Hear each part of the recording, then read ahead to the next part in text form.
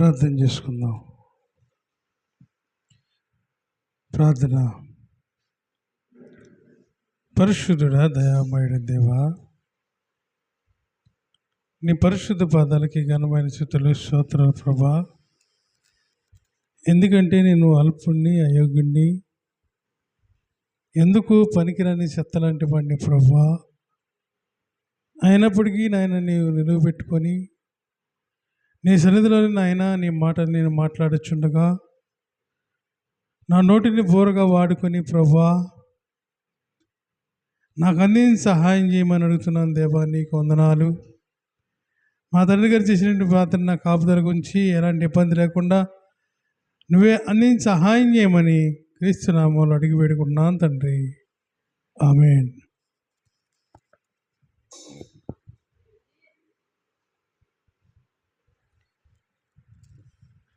చూడండి ప్రియమైన దేవుని పిల్లారా, మత్తయి సువార్త 25వ అధ్యాయము మొట్టమొదటి నుండి కొన్ని మాటలు చదువుకుందాం.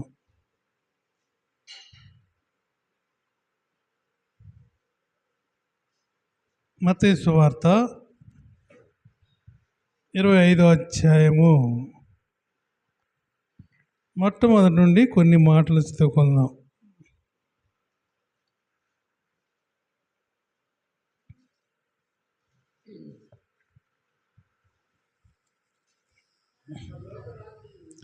పరలోక రాజ్యము తమ దివిటీలు పట్టుకొని పెండి కుమారుని ఎదుర్కొనుటకు బయలుదేరిన 10 మంది కన్యకలను పోలి ఉన్నది. వీరిలో 5 బుద్ధి లేని వారు, 5 బుద్ధి గలవారు. బుద్ధి లేని వారు తమ దివిటీలు పట్టుకొని తమతో కూడా నూనె తీసుకుని పోలేదు.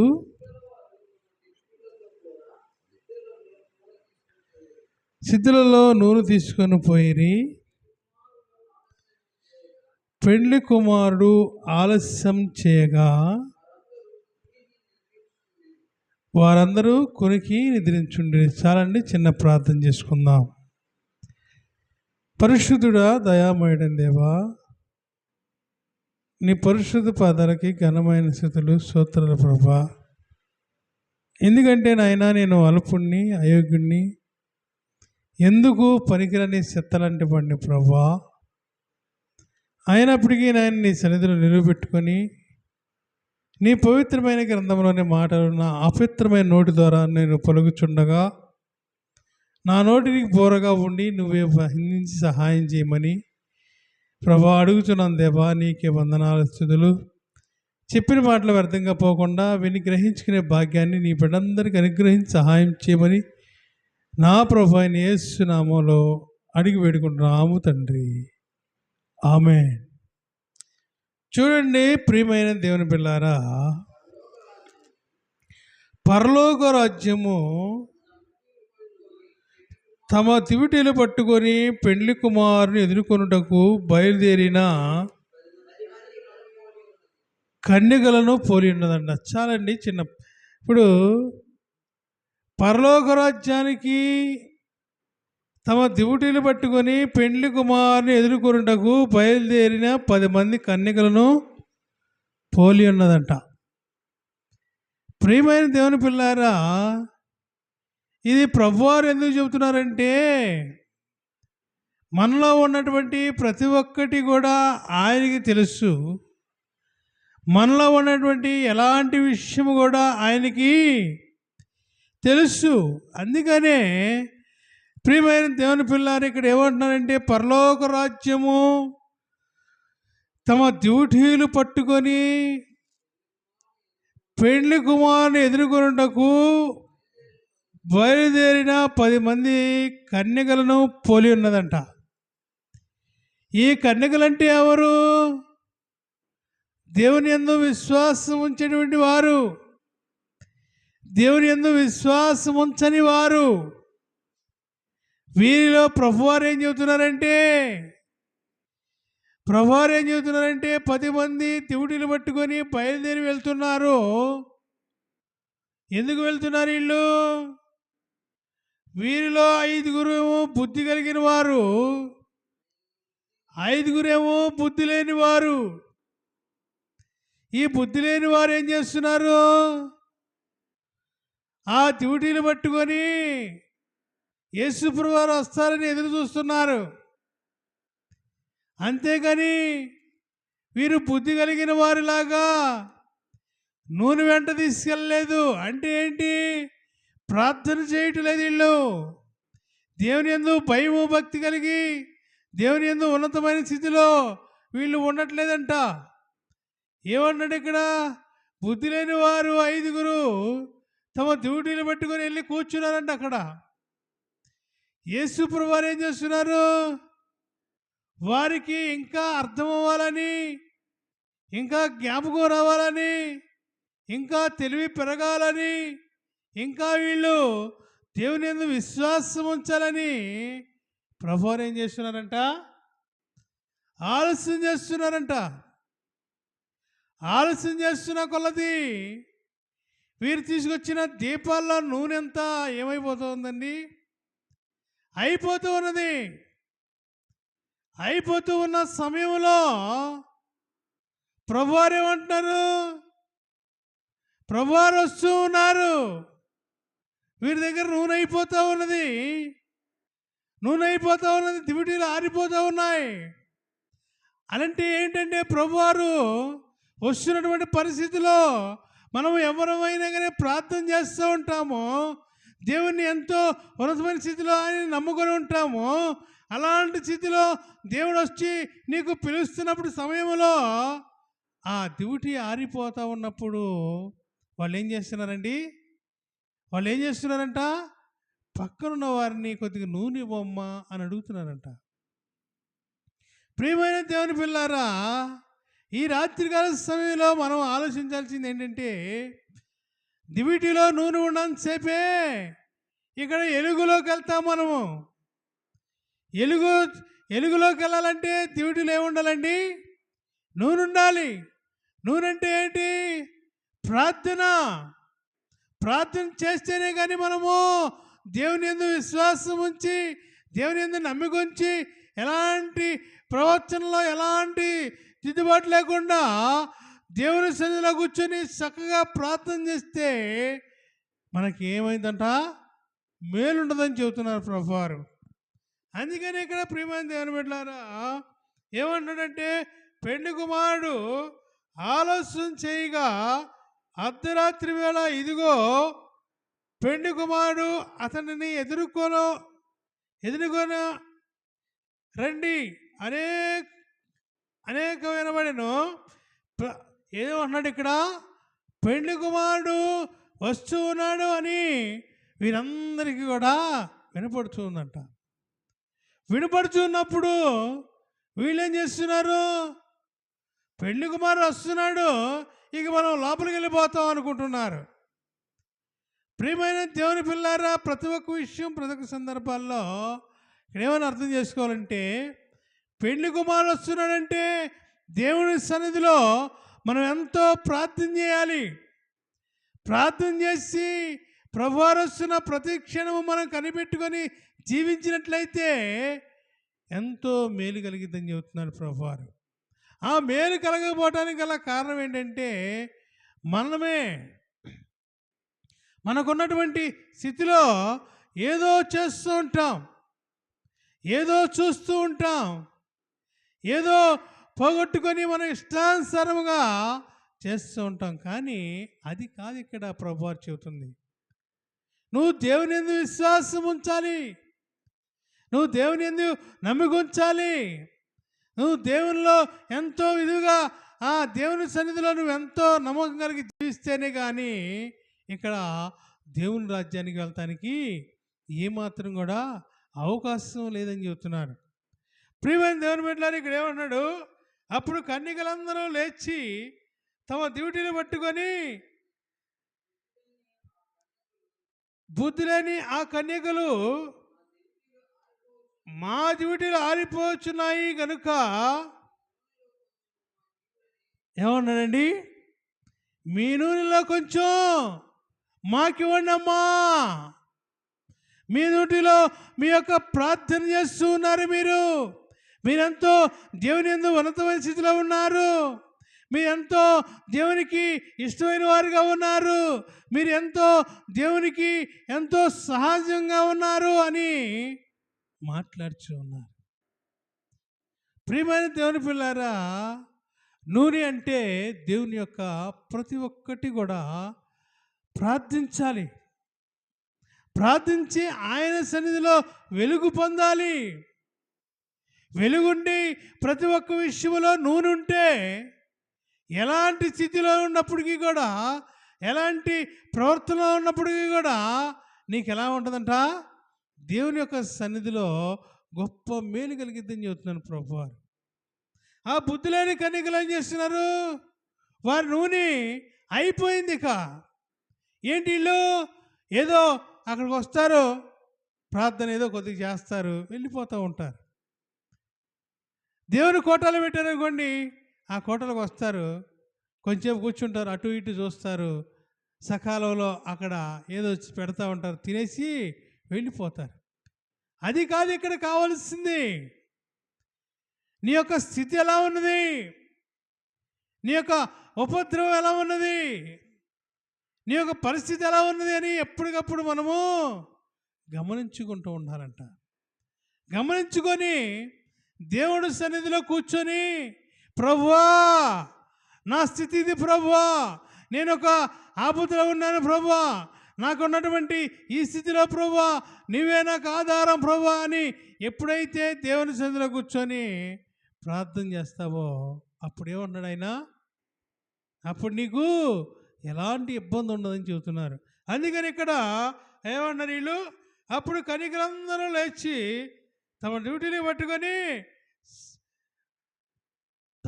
పట్టుకొని చక్కపరచుగాని బుద్ధి లేని కన్యకలు మా డ్యూటీలు ఆరిపోతున్నాయి అమ్మా. ఏమన్నారు? మా డ్యూటీలు ఆరిపోతున్నాయి అమ్మా, మేము చేసినటువంటి ప్రార్థన ఇంతటితో క్లోజ్ అయిపోయిందమ్మా, దయచేసి కొంచెం నూనె ఇవ్వండి అమ్మా, కొంచెం నూనె ఇస్తే మేము కూడా వస్తాం లోపలికి, మేము కూడా ప్రభువారిని చూస్తాం, ప్రభువారు ఇచ్చినటువంటి ప్రతి ఒక్కటి మేము కూడా తీసుకుంటామమ్మా అని బ్రతిమలాడుతున్నారంట. బ్రతిమలాడుతుంటే వాళ్ళేమంటున్నారండి? చదువు కిందకి. అందుకు బుద్ధిగల కన్యకలు, మాకును మీకును ఇది చాలదేమో, మీరు అమ్మవారి వద్దకు పోయి ఏమన్నారండి? మీరు అమ్మేవారి దగ్గరికి వెళ్ళి కొనుక్కొచ్చుకోండి అయ్యా అంటున్నారు.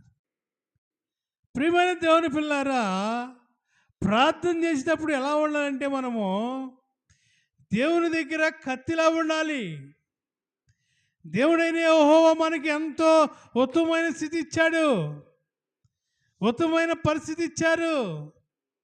ఇచ్చినటువంటి పరిస్థితిని మనం చాలా జాగ్రత్తగా కాపాడుకుంటే ప్రతి ఒక్కటి కూడా మనకేమవుతుందండి? ఎంతో మేలు కలిగిందని చెబుతున్నాడు. ప్రియమైన దేవుని పిల్లారా, ఏమండి ఇక్కడ?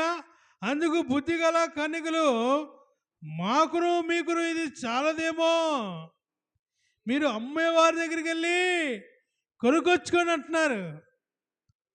ప్రియమైన దేవుని పిల్లారా, నూనంటే ప్రార్థన. ప్రార్థన ఉంటేనే మనం దేవుని యొక్క సన్నిధికి వెళ్తాం, దేవుని యొక్క గొప్ప కార్యాలు పొందుకుంటాం, దేవుడిచ్చిన మేలులు పొందుకుంటాం. ప్రార్థన లేకపోతే మనం ఏం చేస్తామండి?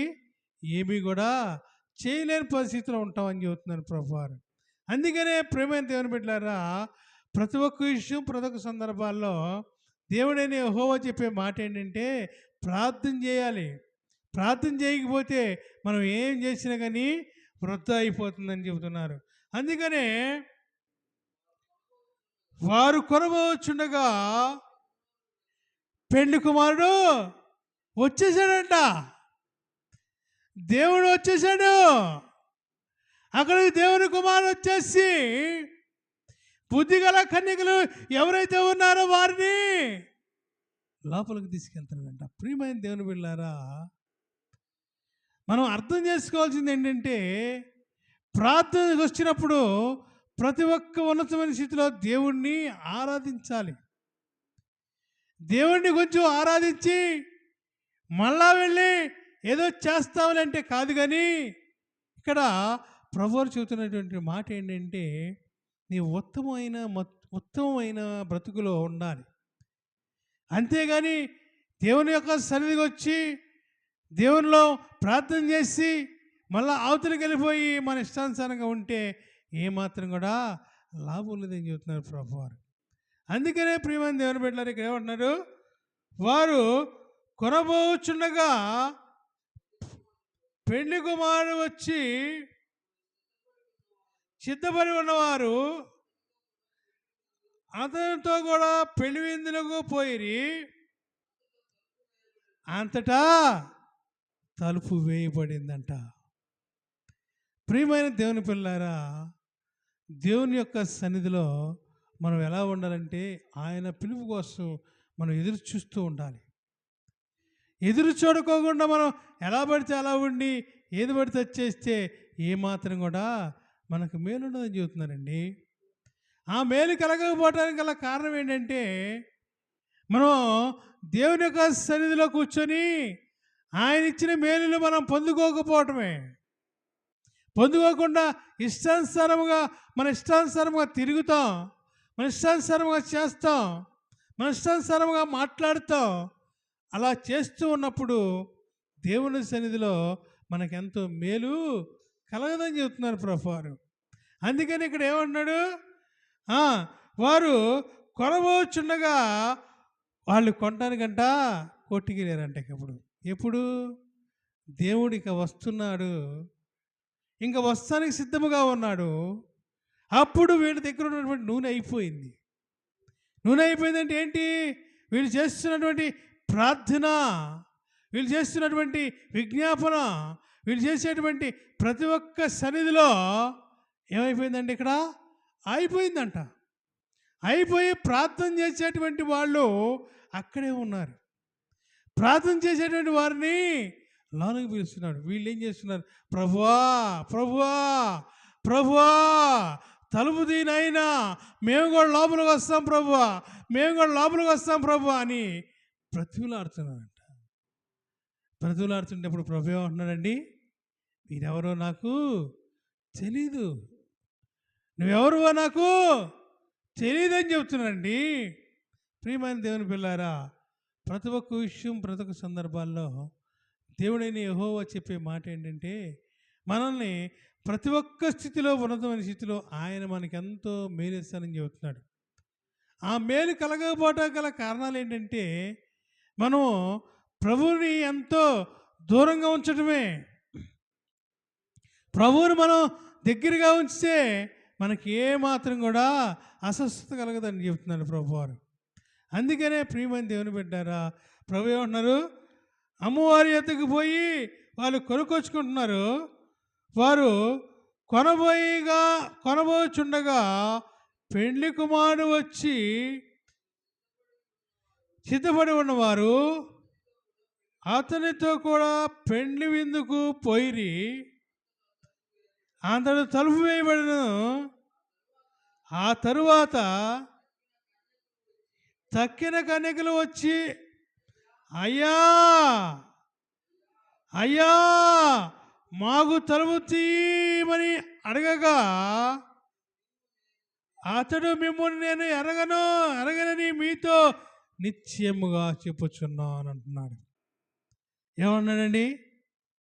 నేను మీకు ఇంకా మిమ్మల్ని ఎరగనయ్యా, మీరెవరో కూడా నాకు తెలీదు, మీరెవరో కూడా నాకు తెలియని పరిస్థితిలో ఉన్నారు అని ప్రభువారు మాట్లాడుచున్నటువంటి ప్రభు ఒక్క మాట మనం విని గ్రహించుకోవాలి. అందుకని ఇక్కడ ఏమంటున్నాడంటే, సిద్ధిలో నూనె ఉంచుకోవాలి. ఆయన వచ్చే సమయం అయిపోయింది. ఆయన వచ్చిన సమయానికి మన సిద్ధిలో నూనె ఉంటేనే తప్ప, నూనె లేకపోతే ఏమాత్రం కూడా మనకి ప్రయోజనం ఉండదని చెబుతున్నారు ప్రభువారు. అందుకనే ప్రభు ఏమని మాట్లాడుతున్నారంటే ప్రతి ఒక్క విషయం ప్రతి ఒక్క సందర్భాల్లో నూనె ఉండాలి. నూనె అంటే ఏంటి? ప్రార్థన. ప్రార్థన కలిగిన జీవితం మనం జీవించాలి. ప్రార్థన కలిగి పాపం ప్రార్థన కలిగి మనం ఉండకపోతే ఏమాత్రం కూడా మనకి మేలుండదని చెబుతున్నారు ప్రియమైన దేవుని బిడ్డలారా. ప్రతి ఒక్క విషయం ప్రతి ఒక్క సందర్భాల్లో ఇక్కడ ప్రభువారు చెప్పే మాట ఏంటంటే నువ్వు ప్రార్థన చేయాలి. ఎలాంటి పని చేసినా సరే, ఎలాంటి ఒకవేళ నువ్వు ఏదైనా ఖాళీ లేని పరిస్థితిలో పని చేస్తున్నా సరే ఏమన్నాడు ఇక్కడ? ప్రార్థన చేస్తేనే నీకు ప్రాముఖ్యం వస్తుంది. ప్రభువారు వచ్చి నేను లోనికి రామ్మా అన్నప్పుడు మనం సిద్ధంగా ఉండాలి. సిద్ధంగా ఉండకోకుండా ఎలా పడితే అలా ఉండి ఏది పడితే చేస్తూ ఎలా పడితే అలా తిరుగుతూ ఆయన సన్నిధికి వెళ్తామని మనం అనుకుంటే ఏమాత్రం కూడా మనకి లాభం లేదని ప్రభువారు చెబుతున్నారు. కనుక ప్రియమైన దేవుని బిడ్డలారా, ప్రతి ఒక్క విషయం ప్రతి ఒక్క సందర్భాల్లో దేవుడైన యెహోవా చెప్పే మాట ఏంటంటే మనకి ఇచ్చినటువంటి సమయాన్ని దేవుని సన్నిధిలో కూర్చొని జాగ్రత్తగా పరిశీలన చేసుకోవాలి. పరిశీలన చేసుకొని నీవు దేవుని సన్నిధిలో ప్రార్థన చేస్తే నీకు ఎలాంటి సమస్య రాదని ప్రభువారు చెబుతున్నారు. ఆ సమస్య నుండి నువ్వు విడుదలవ్వాలంటే దేవుని సన్నిధిలో కూర్చొని ప్రార్థన చేయాలి. ప్రార్థన చేయకపోతే ఏమాత్రం కూడా మనకి లాభం లేదు. అందుకనే దేవుడు ఏమంటున్నాడంటే ప్రార్థన చేస్తేనే నీకు ప్రతి ఒక్క విషయం ప్రతి ఒక్క సందర్భాల్లో ప్రతి ఒక్కటి కూడా నీకు ఆయన ఇస్తారని చెబుతున్నారు. ఆయన ఇచ్చే విషయాన్ని మనం ఎంతో జాగ్రత్తగా గ్రహించుకొని ఆ ప్రార్థనకు వచ్చేటువంటి ప్రతి ఒక్కటి కూడా మనం ప్రార్థన చేసి ఆయన కోరుకుంటే ఏది కూడా మనకి ఆయన ఇస్తారని చెప్తున్నాడు. ఇవ్వకోకుండా ఏమీ కూడా ఉన్నాడు. కనుక ప్రియమైన దేవుని బిడ్డలారా, ప్రతి ఒక్క విషయం ప్రతి ఒక్క సందర్భాల్లో ప్రార్థన చేయటమే ఇక్కడ ప్రాముఖ్యంగా చెబుతూ ఉన్నారు. కొద్ది మాటల ప్రవీణికులు దీవించిన కాక ప్రార్థన చేసుకుందాం. ప్రార్థన. పరిశుద్ధుడా, దయామయుడ దేవా, నీ పరిశుద్ధ పాదాలకి ఘనమైన స్తుతులు స్తోత్రాలు ప్రభా. ఎందుకంటే నాయన మేము అల్పులవి అయోగ్యులవి, ఎందుకు పనికిరాని చెత్తలంటే వాళ్ళం ప్రభా. ఈ మాటలు చెప్పడానికి నేను అర్హత లేని వాడిని ప్రభా. అయినప్పటికీ నాయన నీ సన్నిధిలో నిలువబడి నీ పవిత్రమైన గ్రంథంలోని మాటలను నేను మాట్లాడుచుండగా నాకు తోడుగా ఉండి సహాయం చేసి నాకు అందించిన విధానాన్ని బట్టి నీకు వందనాలు చెల్లిస్తున్నాను ప్రభా. నీకే స్తుతులు స్తోత్రాలు ప్రభా. నాయన ఒకసారి మమ్మల్ని జ్ఞాపకం చేసుకోండి దేవా. శనివారం నాయన ఈ శనివారంలో ప్రభా వచ్చినటువంటి బిడ్డలందరినీ దీవించండి, ఆశీర్వదించండి. వారికి ఉన్న సమస్యను బట్టి ప్రార్థన చేస్తున్నాం ప్రభా. వారి సమస్యను మీరు తీర్చండి ప్రభా. నీకే వందనాలు స్తుతులు ప్రభా. అయ్యా నువ్వు మేము సిద్ధంగా ఉంచుకున్నామో లేదో తెలియదు కానీ ప్రభా, నువ్వు సిద్ధంగా ఉంచుకునే విధానంలో మమ్మల్ని నడిపించండి ప్రభా. నీకే వందనాలు స్తుతులు స్తోత్రాలు ప్రభా. నాయనా ఒకసారి మీరు జ్ఞాపకం చేసుకోండి, ఒకసారి ముట్టండి ప్రభా, ఒకసారి చూడండి ప్రభా. నాయనా ప్రభా, ప్రతి ఒక్క బిడ్డని మీరు కాచి భద్రపరిచి తోడుగా ఉండి చెప్పినటువంటి మాటలు విని గ్రహించుకునే భాగ్యాన్ని దయచేసి నీ బిడ్డలు నాయన ఎలాంటి వాపతలో ఉన్నారో, ఎలాంటి ఇబ్బందుల్లో ఉన్నారో, ఎలాంటి కష్టంలో ఉన్నారో ఆ కష్టాలన్నీ తీర్చి నాయన వారికి మంచి మేలు దయచేసి నాయన ఎలాంటి ఇబ్బందులు లేకుండా నువ్వే తోడు నేడుకొని కాపాడి దీవించి మేమొచ్చుకోమని క్రీస్తు నామములో అడిగి పెట్టుకుంటున్నాము తండ్రి. ఆమేన్. పరలోకమందున మా తండ్రి, ఈ నామం పరిశుద్ధం కాక, మీ రాజ్యం వచ్చిన కాక, నీ చిత్తం పరలోకం నెరవేరేట్టు భూమి మీద నెరవేరిన కాక, మమ్మల్ని శోధన దాక దృష్టిని తప్పించండి. రాజ్యము శక్తి మహిమ నిరంతరం నీవై ఉన్నావు తండ్రి. ఆమేన్. యేసు రక్తమే జయం, ప్రభు యేసు రక్తమే జయం. అపవాదికి లయము స్తుతులు స్తోత్రం ప్రభు. ఆమేన్, ఆమేన్, ఆమేన్. అందరికీ వందనాలు.